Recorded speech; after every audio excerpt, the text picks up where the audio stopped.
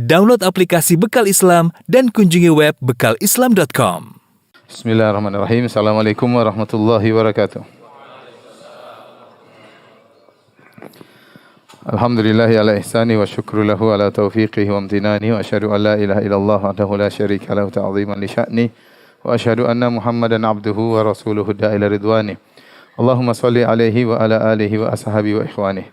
Hadirin hadirat, kita lanjutkan pengajian kita tentang As-Sirah An-Nabawiyah dan kita sampai pada peristiwa yang sangat besar, yaitu peristiwa Al-Isra wal Mi'raj.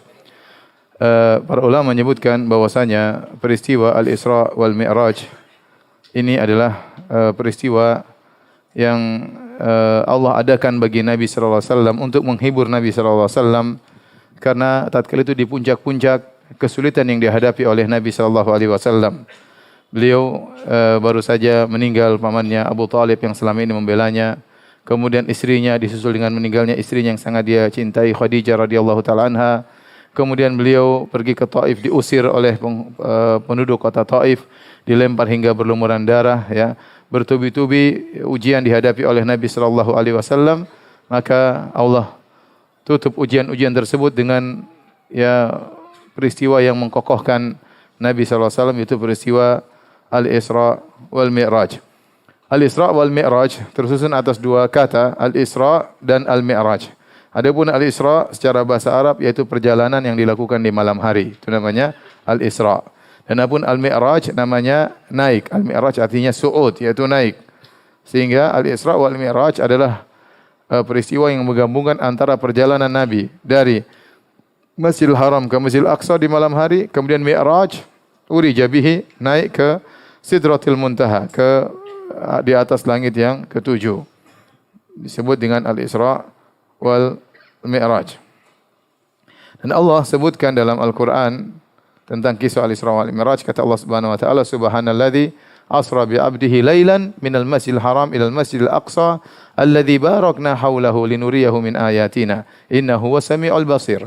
Kata Allah Subhanahu wa taala, Maha suci Allah yang perjalankan hambanya di malam hari dari Masjidil Haram menuju ke Masjidil Aqsa yang kami berkahi di sekitarnya, agar kami tunjukkan kepadanya di antara tanda-tanda kebesaran kami, innahu huwas samiul basir, sungguhnya Allah Maha mendengar lagi Maha melihat.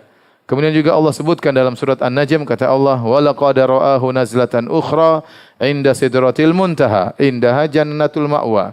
Sungguh Muhammad sallallahu alaihi wasallam telah melihat Jibril untuk kali keduanya atau kesempatan lainnya. Setelah Nabi melihatnya di Gua Hira, Nabi melihat Jibril dalam bentuk aslinya di kesempatan yang lain. Kapan? Inda Sidratil Muntaha. Itu di Sidratil Muntaha, yaitu di tatkala Nabi sedang Mi'raj. Indaha Jannatul Ma'wa. Di sisi Sidratul Muntaha ada surga.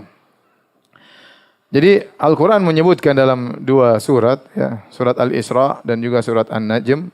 Kemudian adapun hadis-hadis Nabi SAW yang menyebutkan tentang peristiwa Al-Isra wal Mi'raj sangat banyak. Sampai hadis-hadisnya mutawatir. Ya, yang dimaksud dengan mutawatir itu hadis-hadis yang diriwayatkan lebih dari 10 sahabat. Sehingga tawatarat riwayat, banyak, ya, riwayat, sehingga ini menghilangkan keraguan sama sekali tentang kebenaran berita ini, ya.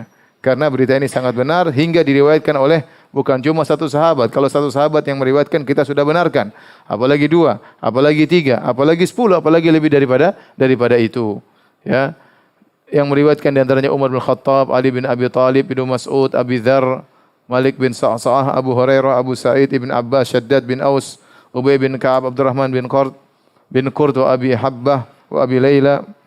Dan sahabat-sahabat yang lainnya, ya, mungkin 20 orang atau lebih, ya, meriwayatkan tentang Isra dan Mi'raj. Kapan terjadi Al-Isra wal Mi'raj? Ya. Ada khilaf di kalangan para ulama, ya, namun kebanyakan ulama berpendapat bahwasanya kejadian tersebut terjadi setahun sebelum Nabi berhijrah. Setahun sebelum Nabi berhijrah. Ada juga yang berpendapat bahwasanya terjadi 3 tahun sebelum Nabi berhijrah. Itu persis setelah Nabi diusir dari kota Taif, atau persis setelah wafatnya Abu Talib dan Khadijah, maka terjadilah peristiwa Al-Isra wal Mi'raj sebagai penguatan bagi Nabi, hiburan bagi Nabi sallallahu alaihi wasallam yang sangat bersedih. Adapun bulannya tidak ada dalilnya, apalagi tanggalnya sama sekali tidak ada dalilnya. Sedangkan tahunnya saja para ulama apa? Khilaf kapan terjadi, apalagi tanggal dan bulannya. Dan Rasulullah SAW tatkala berisra dan bermi'raj, maka Rasulullah SAW dengan ruh dan jasadnya, bukan sebagaimana pendapat sebagian orang yang mengatakan bahwasanya yang naik ke Sidratul Muntaha cuma ruh Nabi SAW. Itu pendapat yang tidak tepat, pendapat yang keliru. Yang benar adalah ruh dan jasad Nabi SAW. Ya, karena dalam Al-Quran Allah mengatakan Subhanalladzi asra bi abdihi. Maha suci Allah yang perjalankan hambanya. Dan hambanya tersebut yaitu jasad dan ruhnya. Jasad dan ruhnya. Apalagi Allah buka dengan firman-Nya Subhana, Maha suci Allah. Dan ini biasanya diungkapkan pada perkara-perkara yang agung dan besar. Ya. Adapun kalau yang berangkat cuma ruhnya saja, merupakan perkara yang biasa. Namanya ruh kemana-mana biasa. Dan orang-orang kafir tidak akan mendustakan Nabi SAW. Tidak menganggap ini suatu peristiwa mukjizat.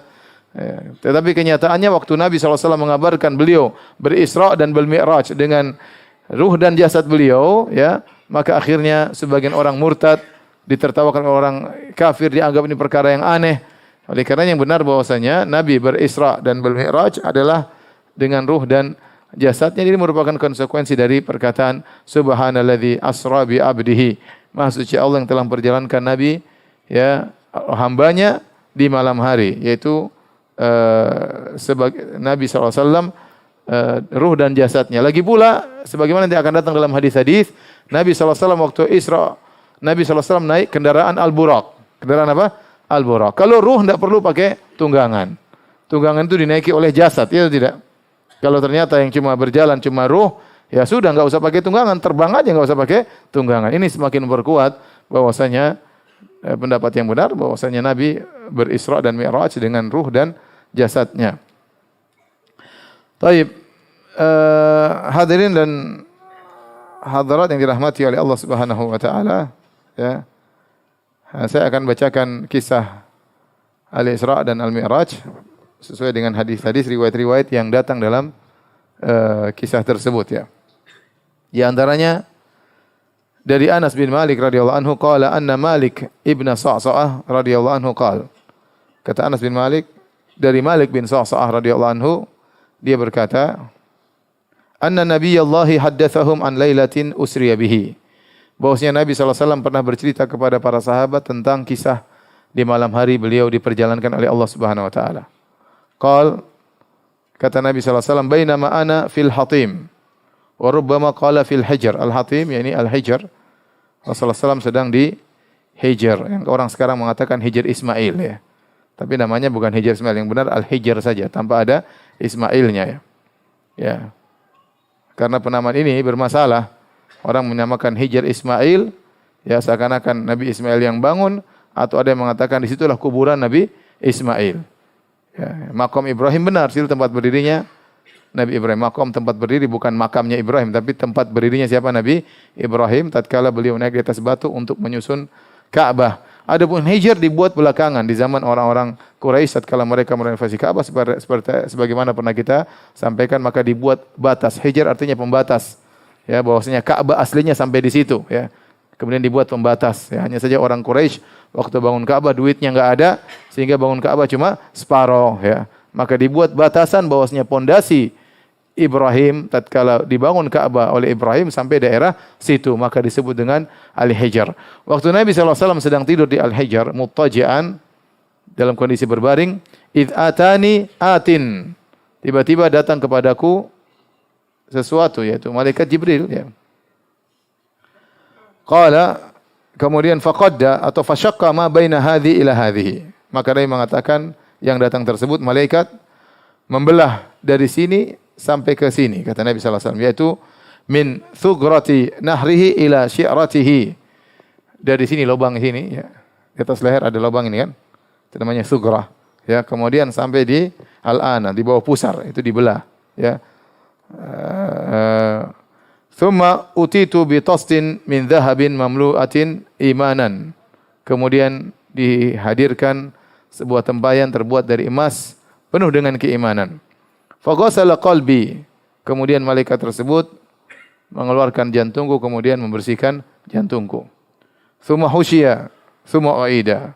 Kemudian dimasukkan kembali jantungku, kemudian dikembalikan ya. Dijahit kembali dan sudah pernah kita sampaikan Nabi SAW dibelah dadanya sebelumnya kapan? Tatkala di Taif ya. Sudah lupa kah? Pengajian lama sekali. Enggak pernah murajaah ini. Nabi pertama kali dadanya dibelah tatkala beliau di Taif ya, waktu sekitar usia 4 tahun. Kejadian kedua tatkala beliau Isra Mi'raj ya, wallahu alam bisawab. Waktu di umur 4 tahun dibelah di Taif untuk mempersiapkan diri Nabi SAW sehingga tidak mudah digoda syaitan meskipun beliau belum diangkat menjadi seorang Nabi. Dan sekarang Nabi dibersihkan kembali untuk persiapan bertemu dengan Rabbul Alamin, bertemu dengan Allah Subhanahu wa taala. Ya. Agar jiwa beliau kuat, maka jantung beliau dibersihkan oleh malaikat. Tsumma utitu bidabatin dunal bagli wa fawqal himar abyad. Kemudian dihadirkan kepadaku seekor hewan yang lebih kecil daripada begol tetapi lebih besar daripada himar. Dikatakan al-buraq ya, al-buraq. Begol adalah hewan perpaduan antara kuda dan himar. Kuda dan himar kawin, lahirlah namanya apa? Begol ya. Begol itu lebih besar daripada himar tapi lebih kecil daripada kuda. Jadi kalau urutan besar kuda, begol baru apa? Himar. Nah, buraq itu di antara begol dan apa? Himar. Jadi urutannya kuda, begol, buraq baru apa? Himar. Dari sisi ukuran ya. Ukuran ya. Di sini ada begol atau tidak di Indonesia? Ya.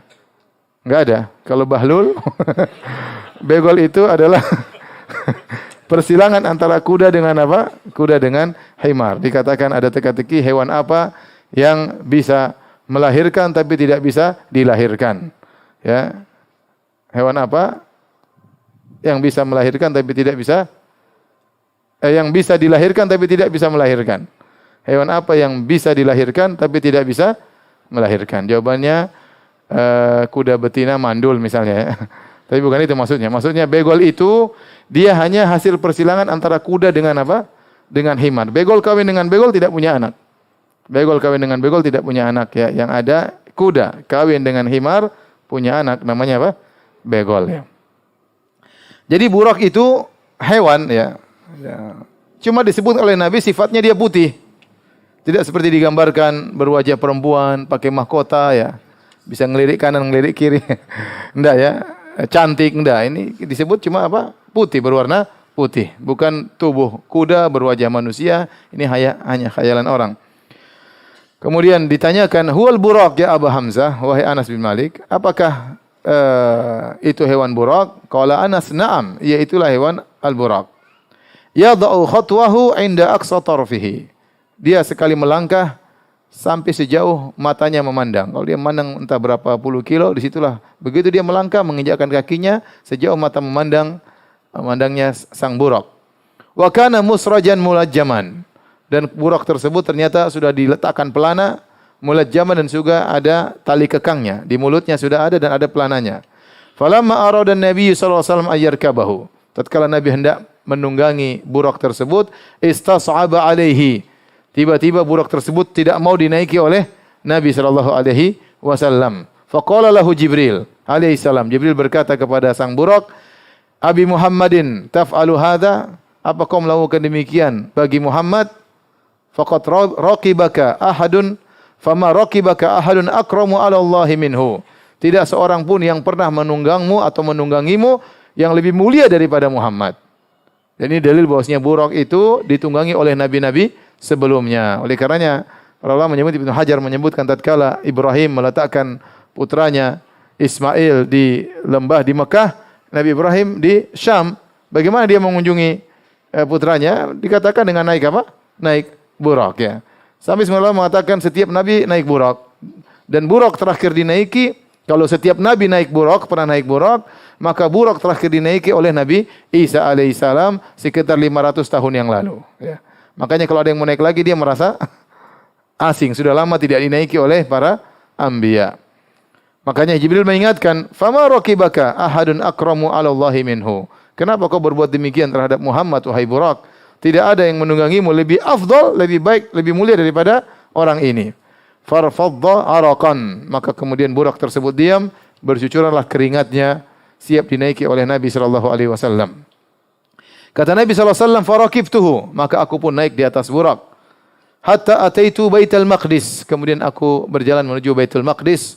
Farabattuhu bil halqati allati yarbitu biha al-anbiya. Maka sana ada semacam lingkaran besi, ya. Di situ pun saya mengikat burak. Situlah tempat para nabi mengikatkan tunggangan mereka. Tsumma dakhaltul masjida fa shallaitu fi rak'ataini tsumma kharajtu. Kemudian aku masuk di Masjidil Aqsa, kemudian aku salat 2 rakaat, kemudian aku keluar. Tatkala Nabi sallallahu alaihi wasallam berjalan dari Masjidil Haram menuju Masjidil Aqsa, terjadi banyak kejadian-kejadian disebutkan dalam riwayat-riwayat yang lain. Jadi perjalanan Nabi di malam hari di Masjidil Haram sampai ke Masjidil Aqsa ada kejadian-kejadian. Di antaranya waktu Nabi sallallahu alaihi wasallam berjalan, beliau diganggu oleh ifrit. Al-Imam Malik meriwayatkan dalam kitabnya Al-Muwatta dari Yahya bin Sa'id, beliau berkata, "Usriya bi Rasulillah sallallahu alaihi wasallam fara'a ifritan minal jinni. Ifritan minal jinni yatlubuhu bi syu'latin min nar." Waktu Nabi berjalan dari Masjidil Haram ke Masjidil Aqsa, dia diikuti oleh jin ifrit dengan membawa sebuah api yang menyala. Kullamal tafata Rasulullah sallallahu alaihi wasallam ra'ahu. Setiap Nabi berpaling melihat, maka Nabi melihat ifrit, ya. Faqalahu Jibril, maka Jibril berkata, jadi ifrit mengganggu. Afala u'allimka kalimatin taquluhunna idza qultahunna tufiat syu'latuhu wa kharra li fihi. Maukah aku ajarkan kepada engkau, ya Rasulullah, suatu kalimat, suatu doa yang jika kau baca maka api yang dibawa Jibril tersebut akan mati dan dia akan tersungkur di atas mulutnya. Faqala Rasulullah sallallahu alaihi wasallam, bala, tentu wahai Jibril. Maka Jibril berkata, faqul, ucapkanlah a'udzu biwajhillahil karim wa bi kalimatillahi tammati allati la yujawizuhunna barrun wala fajir min syarri ma yanzilu minas sama' wa syarri ma ya'ruju fiha wa syarri ma dhara'a fil ardi wa syarri ma yakhruju fiha wa min fitanil laili wan nahar wa min tawariqil laili wan nahar illa tariqan yatruku bi khairi ya Rahman. Sudah hafal doanya? Kalau dikejar ifrit baca doa ini, ya. Demikian juga di antara kejadian, banyak kejadian tapi kita tidak sebutkan semuanya. Di antara kejadian yang dilihat oleh Nabi sallallahu alaihi wasallam, ya, waktu Nabi berjalan dari Masjidil Haram ke Masjidil Aqsa ke Baitul Maqdis, Nabi mencium aroma yang sangat harum, ya. Al-Imam Ahmad meriwayatkan dalam sunatnya, dalam musnadnya, demikian Ibnu Hibban dalam sahihnya dengan sanad yang hasan dari Ibnu Abbas radhiyallahu anhuma, beliau berkata, qala Rasulullah sallallahu alaihi wasallam, Rasulullah sallallahu bersabda, "Lamma kanatil lailatu allati usriya bi fiha." Tatkala di malam hari di mana aku diperjalankan di malam hari tersebut, atat alayya raihatun thayyibah. Tiba-tiba aku mencium aroma yang sangat harum. Faqultu ya Jibril, aku berkata, wahai Jibril, ma hadhihi raihatu thayyibah? Wahai Jibril, apa ini aroma wangi yang sangat harum? Qala, kata Jibril alaihissalam, hadhihi raihatu masyitati ibnati Fir'auna wa auladiha. Ini adalah aroma masyitah, penyisir rambutnya putrinya Fir'aun dan juga wanginya anak-anaknya, anak-anak masyitah. Masyitah itu bukan nama, masyitah dalam bahasa Arab artinya penyisir. Apa namanya? Penyisir, ya. Penyisir putrinya Fir'aun. Fir'aun kaya raya, dia punya putri, tukang sisirnya juga spesial, ya. Salon di rumah, ya, tukang sisirnya ada sendiri, ya. Tukang sisirnya itu wanita yang muslimah yang beriman kepada Allah Subhanahu wa taala. Jibril berkata, "Bainama hiya tamshutu ibnata Fir'aun dzata yaumin." Pada satu hari wanita ini sedang menyisir rambutnya putrinya Fir'aun. Idz saqatat al-midra min yadiha. Tiba-tiba jatuhlah sisir dari tangannya. Faqalat bismillah. Dan dia berkata apa? Bismillah. Dan demikian, ya, kalau kita misalnya mau hampir nabrak orang kita bilang bismillah, kalau ada yang jatuh kita bilang apa? Bismillah, sunnahnya demikian, ya. Dan itu sunnah yang tersebar di Arab Saudi, ya. Kita kebiasaan kalau jatuh bilang apa? Innalillahi wa inna ilaihi raji'un. Tapi sebenarnya bilang apa? Bismillah, ya. Faqalat laha ibnatu Fir'aun, abi, waktu dia mengatakan bismillah dengan nama Allah, maka putri Fir'aun dengar. Dan dia komentar, dia berkata, maksudmu bapakku? Dengan nama Allah, maksudnya dengan nama bapakku? Qalat la, kata masyitah, penyisir rambut putri Fir'aun, bukan. Walakin Rabbi wa Rabbu abika Allah. Tetapi yang saya sebut tadi adalah Rabbku dan Rabb bapakmu, yaitu Allah. Ya, Rabbnya Fir'aun juga Allah. Qalat ukhbirhu bidzalik. Qalat na'am. Maka dia ancam tukang sisirnya tadi, putrinya ngancam, aku akan kabarkan bapakku tentang perkataanmu ini. Kata sang wanita, silakan. Fa akhbarathu fada'aha. Maka dia pun kabarkan kepada Fir'aun. Maka Fir'aun panggil dia. Qala ya fulana. Maka Fir'aun bertanya, wahai fulana, wa inna laki rabban ghairi? Apakah kau punya Tuhan selainku? Faqalat na'am. Kata wanita tersebut, iya. Rabbi wa rabbukallah. Tuhanku ada selain Tuhanku dan Tuhanmu Allah ya. Tuhanku Allah, Tuhanmu juga siapa? Allah. Ya. Fa amara bi nukratin min nuhasin fa uhmiyat. Kemudian akhirnya Firaun memerintahkan didatangkan sebuah qidr, sebuah panci besar ya, terbuat dari tembaga kemudian dipanaskan. Tsumma umira biha an tulqa hiya wa auladuha fiha. Kemudian Firaun memerintahkan agar Masitah ini, wanita ini dan anak-anaknya dilemparkan dalam panci yang panas tersebut. Mungkin berisi sesuatu yang sangat panas. Faqalat lahu, inna li ilaika hajatan. Maka wanita itu berkata kepada Firaun, wahai Firaun, aku punya permintaan kepadamu. Qala ma hajatuki? Apa permintaanmu? Qalat uhibbu an tajma'a idhami wa idhama waladi fi thawbin wahid. Aku minta agar kau kumpulkan tulangku dan tulang anak-anakku dalam satu kain kafan. Wa tadfinna, kemudian kau kuburkan kami. Qala dzaka laki alaina, akan kami lakukan. Fa amara bi auladiha, yang pertama dilemparkan adalah anak-anaknya.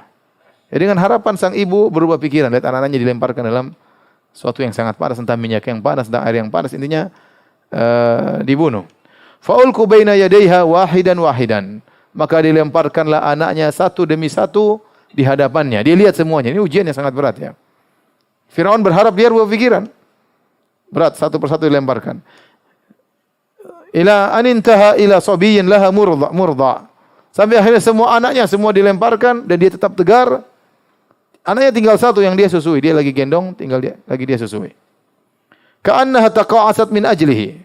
Waktu disuruh masuk ke dalam api, dalam panci yang panas tersebut, kayaknya wanita tersebut agak ragu ya. Kasihan anaknya tersebut. Dia tidak tega lihat anak kecilnya dilemparkan.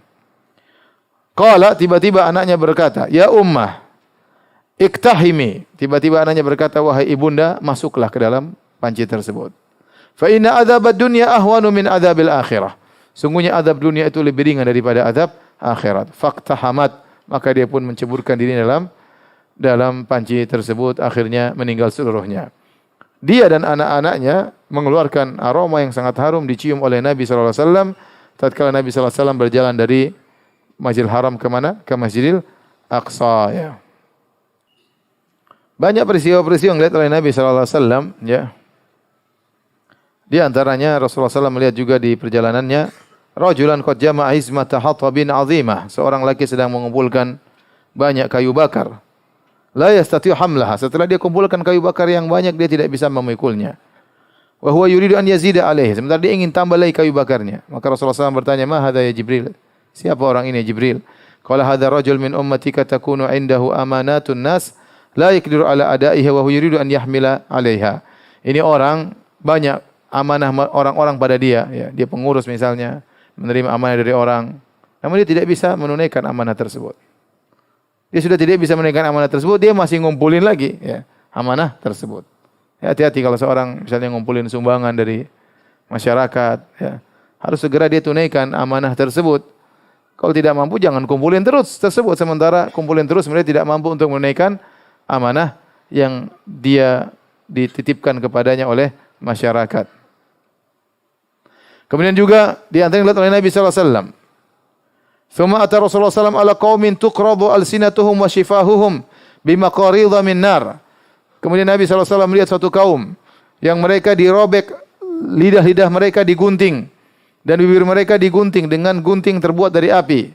Kullama quridat adat kama kanat. Setelah digunting lidahnya, digunting bibirnya, digunting mulutnya, setelah digunting kembali lagi, digunting lagi kembali lagi. La yafturu anhu min dzalika syai'. Tidak berhenti sama sekali. Terus demikian. Nabi melihat kondisi tersebut. Maka Rasulullah SAW berkata, "Ya Jibril, man haula?"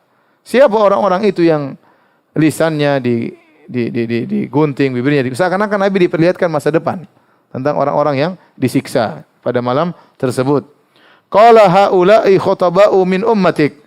Kata Jibril, mereka itu adalah khatib-khatib dari umatmu wahai Rasulullah. Ya'muruna an-nasa bil birri, mereka menyuruh orang-orang untuk berbuat kebaikan, wa yansawna anfusahum, dan mereka lupa tentang diri mereka sendiri, mereka tidak mengamalkan apa yang mereka sampaikan. Wa hum yatluna al-kitaba afala ya'qilun, mereka baca Al-Qur'an namun apakah mereka tidak memahami isi Al-Qur'an? Ini peringatan kepada khatib-khatib, para penceramah-penceramah, para dai-dai. Ini peringatan khusus buat saya ya. Bahwasanya hati-hati tatkala menyampaikan, seorang berusaha untuk mengamalkan apa yang dia sampaikan ya. Atamuruna an-nasa bil birri wa tansawna anfusakum wa antum tatluna al-kitab afala taqilun. Kata Allah, apakah kalian menyampaikan kebaikan kepada orang lain ya, sementara kalian melupakan diri kalian sendiri? Apa kalian tidak membaca Alkitab? Apa kalian tidak memahami isi Alkitab, yaitu Al-Qur'an ya? Jangan menjadi lilin yang memberi cahaya kepada orang lain sementara dia sendiri apa? Terbakar ya. Ya, betapa banyak orang menyampaikan ilmu, menyampaikan nasihat, tapi dia tidak mengamalkannya. Betapa banyak orang share-share, ya, semangat nge-share, tapi tidak semangat mengamalkannya. Kalau Anda menulis status atau Anda menge-share, yang paling utama adalah share pada diri Anda sendiri untuk diamalkan sebelum di-share kepada orang lain. Ya. Apalagi sudah sampai pada derajat khatib, suka ceramah, menyampaikan, ya, khutbah, ternyata menyelisih apa yang dia sampaikan. Taib. Kemudian, thumma wasala Rasul ila Masjid Aqsa. Kemudian Rasulullah SAW sampai di Masjid Aqsa. Dan Jibril bersama Nabi SAW. Fawajadal anbiya qad jumi'u lahu. Nabi mendapati para nabi sudah dikumpulkan di Masjid Aqsa. Faqaddama Jibril alaihissalam ar-rasula wa shalla bil anbiya imaman. Maka Jibril menyuruh Nabi jadi imam, mengimami para nabi. Para nabi, roh-roh mereka dihadirkan oleh Allah Subhanahu wa taala di Masjid Aqsa untuk salat di belakang Nabi sallallahu alaihi wasallam. Al-Imam Muslim meriwayatkan dalam sahihnya dari Ibnu Mas'ud, Rasulullah SAW bersabda, "Fahanatis salatu fa amamtuhum." Maka tiba waktu salat, aku pun mengimami mereka. Masalah Nabi mengimami para anbiya di Masjid Aqsa, apakah itu sebelum Nabi naik ke atas langit atau setelah Nabi turun dari langit? Ada khilaf di kalangan para ulama. Sebagian mengatakan Nabi mengimami sebelum Nabi naik ke langit. Dan ada yang mengatakan Nabi mengimami setelah Nabi turun dari apa? Langit. Karena Nabi berkata dalam hadis tersebut, "Fahanatis salatu fa amamtuhum." Ya, maka tiba waktu salat dan aku pun mengimami mereka. Dan tidak ada waktu salat kecuali salat subuh tatkala itu. Ya, yaitu setelah Nabi naik ke langit. Kemudian Nabi turun, kemudian Nabi mengimami para nabi, ya. Sallallahu alaihi wasallam. Nabi mengimami mereka. Kemudian juga di antara dalil bahwasanya Nabi mengimami mereka setelah Nabi turun, yaitu buktinya waktu Nabi setelah naik ke langit, Nabi bertemu dengan mereka. Nabi tanya, ya Jibril, ini siapa? Ini siapa? Ini siapa? Nabi tidak mengenal mereka. Kalau Nabi sudah ketemu mereka sebelumnya, Nabi akan mengenal apa? Mereka. Jadi zahirnya wallahu alam bisawab, Nabi mengimami para nabi-nabi yang lain setelah Nabi turun dari mana? Dari Mi'raj, dari langit ketujuh. Ini pendapat Ibnu Katsir rahimahullahu ta'ala.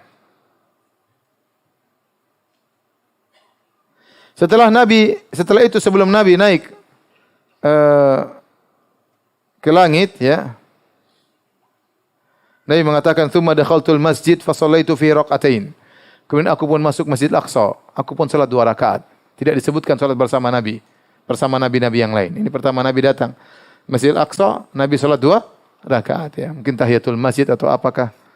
Faja'ani Jibril alaihissalam bi ina'in min khamr wa ina'in min laban. Kemudian Jibril pun mendatangkan kepadaku 2 gelas. Yang satu isinya khamr, satu isinya susu. Fakhtartul laban, maka aku pun memilih untuk meminum laban. Maka Jibril berkata, "Ikhtartal fitrah," engkau memilih fitrah. Setelah itu Nabi SAW siap naik ke langit. Kemudian apa kata Rasulullah SAW? "Tsumma akhadha biyadi," ay Jibril alaihissalam, "fa araja bi ila sama'id dunya." Kemudian Jibril memegang tanganku. Kemudian aku dibawa ke atas ke langit dunia, langit yang pertama. Falamma ji'tu ila sama'id dunya, qala Jibril alaihissalam li khazinis sama', "Iftah." Tatkala aku sampai di langit dunia, langit yang pertama, Jibril berkata kepada penjaga langit, "Bukalah pintu langit." Faqala, "Man anta?" Rupanya malaikat penjaga langit tidak kenal Jibril. Siapa Anda? Qala Jibril. Oh sudah, jagoan bos Jibril. Pemimpin para malaikat. Wa man ma'aka? Siapa yang bersamamu? Qala Muhammad. Mereka sudah dengar tentang Muhammad, ya, isu di kalangan para malaikat, tetapi mereka tidak tahu Muhammad seperti apa.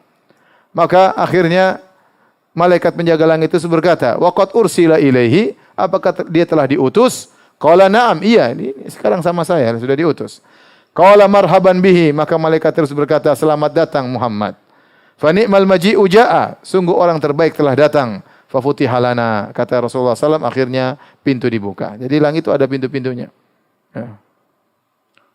Wa futihatis sama'u fa kanat abwaban. Pada hari kiamat kelak kata Allah, pintu-pintu langit terbuka, maka terlihatlah pintu-pintu yang terbuka. Langit dibuka, maka terbukalah seperti pintu-pintu yang terbuka. Kemudian kata Nabi SAW, "Falamma alawna as-sama'a ad-dunya, fa idza rajulun qa'idun an yaminihi aswidatun wa an yasari aswidatun." Tatkala kami melewati langit yang pertama, langit dunia, tiba-tiba kami melihat ada seorang lelaki di sebelah kanannya banyak ruh, di sebelah kanannya, di sebelah kirinya juga banyak ruh, banyak arwah. Fa idza nadhara qibala yaminihi dhahik. Kalau dia melihat ke sebelah kanannya dia tertawa, lihat ruh-ruh yang begitu banyak dia tertawa. Wa idza nadhara qibala shimalihi baka. Kalau dia melihat ke sebelah kiri dia menangis. Faqultu man hadha ya Jibril? Aku berkata, siapa ini wahai Jibril? Qala hadha abuka Adam, ini bapakmu Adam. Fasallim alaihi, ucapkanlah salam kepadanya. Fasallamtu alaihi faradda salam.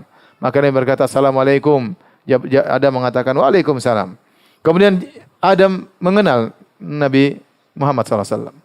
Beliau berkata marhaban bil ibni saleh wan nabi saleh. Selamat datang wahai putraku yang saleh.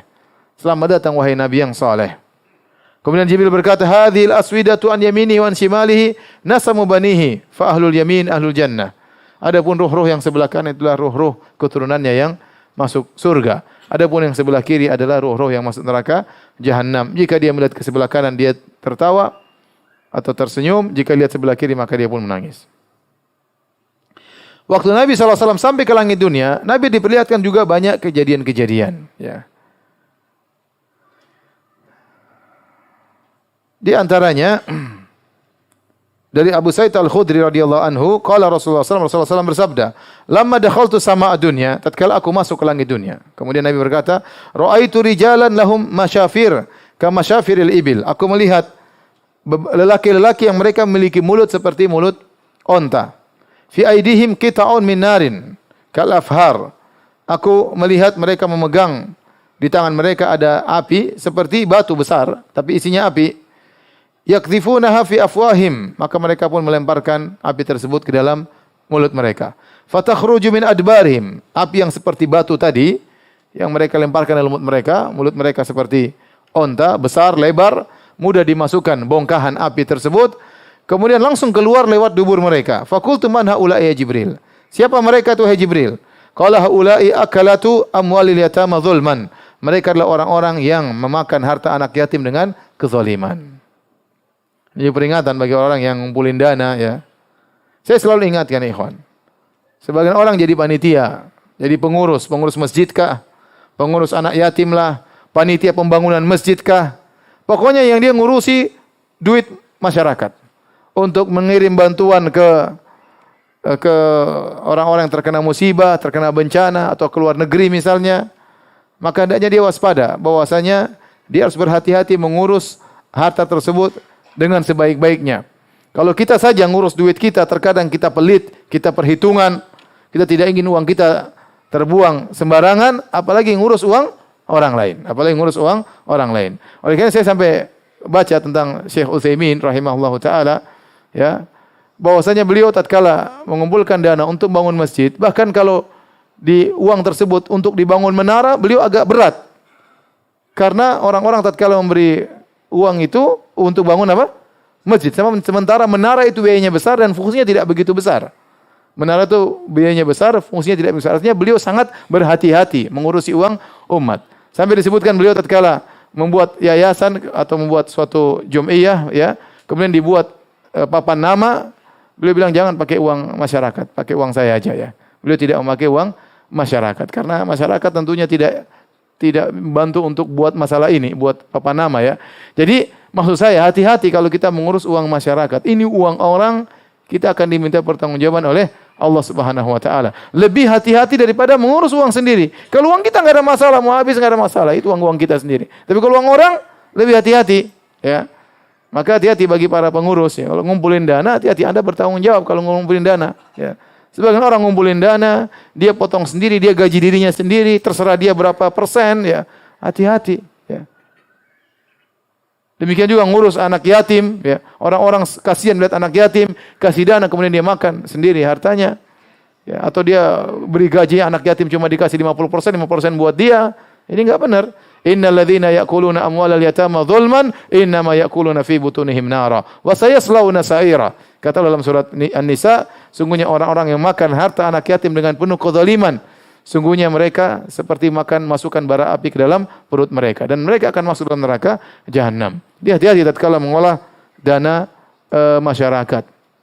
Sebagian orang ngumpulin dana, misalnya bentuk yayasan atau bentuk sekolah, bentuk ini, lama-lama duitnya jadi milik pribadi.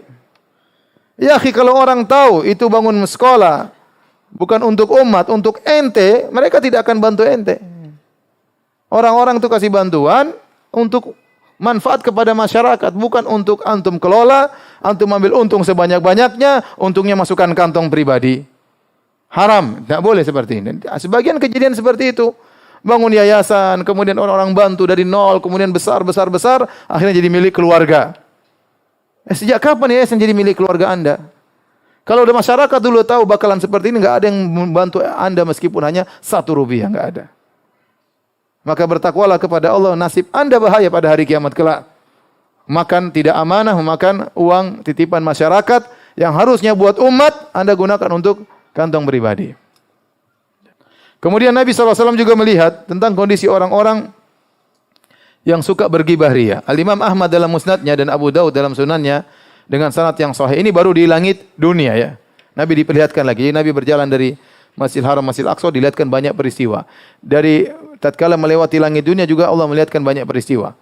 Lama urija bi Rabbi marartu bi qaumin lahum azfarun min nuhas. Tatkala aku dinaikkan ke langit, kata Nabi SAW, aku melihat suatu kaum, mereka memiliki kuku-kuku dari tembaga. Yakhmishuna wujuhahum wa sudurahum. Kemudian mereka cakar-cakar wajah mereka dan mereka cakar-cakar dada-dada mereka. Faqultu man haula'i ya Jibril. Maka aku bertanya, siapa mereka itu wahai Jibril? Qala haula'i alladziina ya'kuluna luhuman nas. Mereka adalah orang-orang yang makan daging manusia. Wa yaqauna fi a'radihim, dan mereka ya menggibah, ya menjatuhkan harga diri orang lain ya. Ini bahaya orang yang melakukan gibah. Jadi gibah itu dosa besar karena di antara definisi dosa besar adalah dosa yang diancam dengan hukuman khusus. Dan ini menguatkan bahwasanya gibah adalah dosa besar. Maka seorang berusaha menjaga lisannya, tidaklah dia menyebutkan kejelekan orang lain kecuali memang ada maslahatnya. Ya, sebagai maksudnya untuk mengingatkan dia atau pelajaran bagi kalau sebaiknya dia berusaha tidak menyebutkan kesalahan orang lain ya, kecuali memang ada maslahatnya, karena ghibah hukum asalnya adalah haram. Dia diperbolehkan kalau ada maslahatnya. Antum jangan berbuat ghibah dan jangan ikut menyebarkan apa? Ghibah ya. Karena yang ikut menyebarkan ghibah sama dengan yang berghibah. Yang ikut mendengarkan ghibah sama dengan yang berghibah ria. Kalau ada orang ghibah orang lain di hadapan antum, ingatlah suatu saat antum juga akan digibahi sama dia. Kalau antum punya teman hobinya suka ghibah, putuskan pertemanan ya. Cari teman yang lain yang suka ngajak makan ya. Jangan yang suka gibah. Makan nasi, kita makan nasi, makan daging, bukan makan daging manusia ya. Cari aja yang suka ajak makan, yang makan beneran, bukan makan daging manusia. Kalau dia gibah, dia ngajak kita makan daging saudara kita ya. Kemudian Nabi SAW naik ke langit yang kedua. Kata Rasulullah SAW, "Tsumma urija bina ila sama'i tsaniyah." Kemudian kami pun naik ke langit yang kedua. Nabi dan siapa? Malaikat Jibril. Fastaftaha Jibril alaihissalam. Kemudian Jibril minta untuk dibukakan pintu langit. Faqila man anta. Ternyata penjaga langit kedua juga tidak kenal Jibril. Siapa anda? Qala Jibril. Oh, Jibril. Faqila wa man ma'aka. Siapa yang bersama engkau? Qala Muhammadun. Muhammad. Maka ditanya, waqad ursila ilaihi. Apakah dia sudah diutus? Sudah, mereka sering dengar baru tahu Nabi sudah ada. Qala na'am, iya. Qila marhaban bihi. Maka dikatakan kepada Rasulullah, selamat datang Rasulullah sallallahu alaihi wasallam. Fa ni'mal maji'u jaa'a, sungguh tamu yang terbaik telah datang. Ya. Qala Rasulullah sallallahu alaihi wasallam, Rasulullah sallallahu kemudian berkata, fa futiha lana, maka dibukakanlah pintu langit kedua. Fa idza ana bibnai al-khalati Yahya bin Zakaria wa Isa bin Maryam alaihi salam. Tiba-tiba aku bertemu dengan dua nabi yang merupakan dua sepupu sama-sama anak bibi, yaitu Yahya bin Zakaria dengan Isa bin Maryam. Yahya bin Zakaria Isa bin Maryam ini punya hubungan keluarga, ya. Jadi Imran menikah dengan seorang wanita, konon namanya Hannah, ya. Kemudian Zakaria menikah dengan seorang wanita juga, ya, punya anak Yahya. Imran menikah dengan seorang wanita punya anak namanya siapa? Maryam, ya, punya anak namanya Maryam, ya. Ini pendapat pertama, ya, bahwasanya ibunya Nabi Isa sepupuan dengan ibunya Nabi Yahya. Ya, karena ada yang mengatakan bahwasanya istrinya Zakaria itu saudarinya Maryam, ya. Bukan, saudarinya ibunya Maryam. Saudarinya ibunya Maryam. Ini pendapat pertama. Ibunya Zakaria, saudarinya ibunya Maryam. Sehingga anaknya Maryam itu Isa, kemudian anaknya Zakaria yaitu Yahya, seakan-akan dua bersaudara, ya. Karena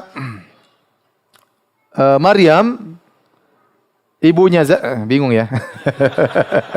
Enggak ada gambar sih, bisa gambar sih. Coba kasih gambar ya. Ini Zakaria, ini siapa? Ini Imran, Zakaria Imran, ya. Istrinya Zakaria, saudaranya istrinya Imran. Paham? Nah, Imran dengan istrinya ini punya anak namanya Maryam. Zakaria dengan istrinya punya anak siapa ya? Yahya. Jadi seharusnya Yahya bersepupuan dengan siapa? Maryam, dengan ibunya Nabi Isa. Kemudian Maryam punya anak namanya siapa? Isa. Jadi, tetapi karena sepupunya neneknya Maryam, ya, atau bibinya Maryam sama dengan bibinya Isa. Ya, Maryam punya bibi yaitu ibunya Yahya. Bingung ya? Maryam punya bibinya Maryam itu ibunya siapa? Yahya. Ya. Sehingga bibinya Maryam itu kholahnya Maryam sama dengan kedudukannya dengan bibinya Isa. Ya. Oleh karenanya Isa dengan Yahya ini sama-sama anak bibi. Itu pendapat pertama. Pendapat yang kedua. Pendapat yang kedua, bahwasanya ibunya Yahya dan ibunya Maryam sepupuan. Ibunya Yahya dan ibunya Isa apa? Sepupuan. Ibunya, kalau tadi ibunya Yahya adalah bibinya Maryam, sekarang ibunya Yahya sepupunya apa? Maryam. Sehingga Isa dan Yahya ini sama-sama sepupu juga. Karena sama-sama bibinya. Ibunya Yahya, bibinya Isa. Ibunya Isa, bibinya siapa? Yahya. Paham? Lebih gampang mendapat yang kedua kan? Maka dikatakan kepada Fa'idha ana, kata Nabi SAW, Fa'idha ana ibnail khalah. Tiba-tiba aku bertemu dengan dua nabi yang saling sepupuan. Faqala Jibril, hadza Yahya wa Isa. Jibril berkata, ya Rasulullah, ini Yahya dan ini Isa. Fasallim alaihima, ucapkanlah salam kepada keduanya. Fasallamtu, aku pun ucapkan salam. Assalamualaikum ya Yahya, assalamualaikum wa Isa. Faradda, kemudian keduanya membalas salamku. Tsumma qala, kemudian keduanya berkata, marhaban bil akhis saleh. Selamat datang kepada saudara yang saleh. Wan nabiyyi saleh, dan kepada nabi yang saleh. Wa da'awa li bi khair, keduanya mendoakanku kebaikan. Kemudian Rasulullah SAW naik ke langit yang ketiga. Tsumma urija bina ila sama'is tsalitsah fastaftaha Jibril. Kami pun naik ke langit yang ketiga. Jibril pun minta izin agar pintu langit dibukakan. Faqila man anta, siapa engkau? Qala Jibril, saya adalah Jibril. Wa man ma'aka, siapa yang bersamamu wahai Jibril? Qala Muhammad. Wa qad ursila ilaihi, apakah dia sudah diutus? Qala Jibril berkata, na'am. Kemudian penjaga pintu langit yang ketiga berkata, marhaban bihi fa ni'mal maji'u ja'a. Selamat datang kepada Muhammad, sebaik-baik orang yang datang telah datang. Maka Rasulullah SAW berkata, fafutihalana, maka pintu langit ketiga dibuka. Fa idza ana bi Yusuf alaihissalam. Tiba-tiba aku melihat Nabi Yusuf alaihissalam. Qala Jibril, Jibril berkata, hadza Yusuf fasallim alaihi. Wahai Muhammad, inilah Nabi Yusuf, berilah ucapan salam kepadanya. Fasallamtu alaihi. Aku mengucapkan assalamu alayka Yusuf. Faradda salam. Maka Yusuf pun menjawab salamku. Tsumma qala, kemudian Nabi Yusuf berkata kepada Rasulullah, marhaban bil akhi saleh, selamat datang saudaraku yang saleh, wan nabi saleh, seorang nabi yang saleh, wa da'ali bi khair, maka Nabi Yusuf mendoakan kebaikan bagiku.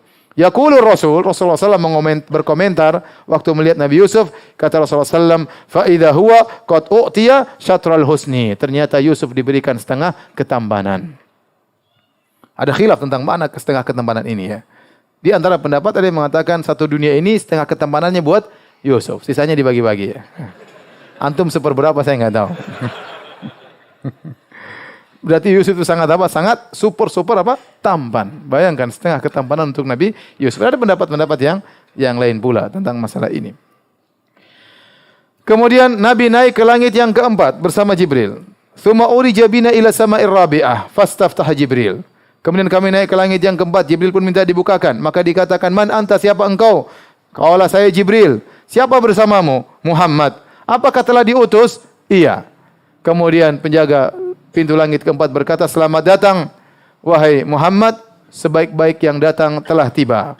Maka Rasulullah SAW berkata, fafutihalana, maka pintu langit keempat dibuka. Fa idza ana bi Idris alaihissalam. Tiba-tiba aku bertemu dengan Nabi Idris alaihissalam. Jibril berkata, hadza Idris, fasallim alaihi. Ya Rasulullah, ini adalah Idris, ucapkanlah salam kepadanya. Fasallamtu alaihi. Aku pun ucapkan salam kepada Idris, maka dia pun membalas salamku. Kemudian dia berkata, marhaban bil akhi saleh wan nabi saleh. Selamat datang kepada saudara yang baik dan nabi yang baik. Wa da'ali bi khair, dan dia pun mendoakanku. Subhanallah, setiap nabi bertemu dengan para nabi yang lain semuanya mendoakan siapa? Rasulullah SAW. Maka kita pun diminta ketemu saudara, kita doakan dia ya. Subhanallah, saya di kita ini Indonesia ya kurang timbul adab atau kebiasaan saling mendoakan. Tapi kalau kita di Saudi, subhanallah, kalau ketemu orang itu mukadimahnya lama, doa kaif haluk, doain lama ya. Baru kemudian berbicara. Yang repot terkadang kita telepon dia, gimana kabar, gimana orang tua, semoga baik semua, panjang, ini pulsa sudah jalan terus ini. Tapi mereka biasa, itu kebiasaan mereka. Ya, mereka kalau ketemu mendoakan, kalau telepon mendoakan. Gimana orang tua, gimana anak-anak semua dalam kondisi baik. Ya, bahkan antara ayah dan anak, yang kita sungkan mengucapkan demikian antara anak dan anak. Kalau ketemu ayah, ketemu telepon anaknya.